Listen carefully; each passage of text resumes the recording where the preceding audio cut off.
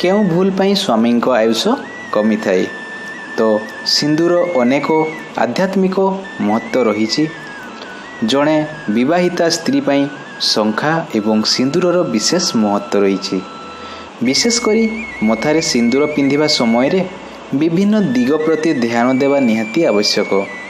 ଶାସ୍ତ୍ର ଅନୁସାରେ ସିନ୍ଦୁର ପିନ୍ଧିବା ସମୟରେ ଯଦି ଆମେ ଏମିତି କିଛି ଭୁଲ କରୁଛୁ ତେବେ ଆପଣଙ୍କ ସ୍ୱାମୀଙ୍କ ଆୟୁଷ କମିଥାଏ। ତ ପୌରାଣିକ କାରଣ, ମା ପାର୍ବତୀଙ୍କୁ ଜଣେ ଆଦର୍ଶ ପତ୍ନୀ ରୂପେ ବିବେଚନା କରାଯାଏ। ମଥାରେ ସିନ୍ଦୁର ପିନ୍ଧିଲେ ଜଣେ ସ୍ତ୍ରୀ ଅଖଣ୍ଡ ସୌଭାଗ୍ୟବତୀ ହୋଇଥାଏ।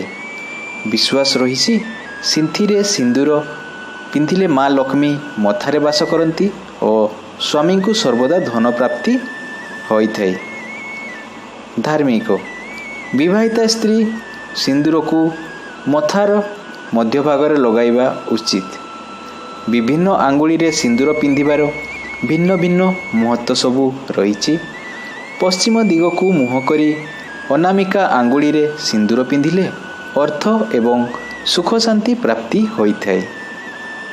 ଉତ୍ତର ଦିଗକୁ ମୁହଁ କରି ତର୍ଜନୀ ଆଙ୍ଗୁଳିରେ ସିନ୍ଦୁର ପିନ୍ଧିଲେ ଜ୍ଞାନ ଏବଂ ପୂର୍ବ ଦିଗକୁ ମୁହଁ କରି ମଧ୍ୟମା ଆଙ୍ଗୁଳିରେ ସିନ୍ଦୁର ପିନ୍ଧିଲେ ଐଶ୍ୱର୍ଯ୍ୟ ପ୍ରାପ୍ତି ହୋଇଥାଏ।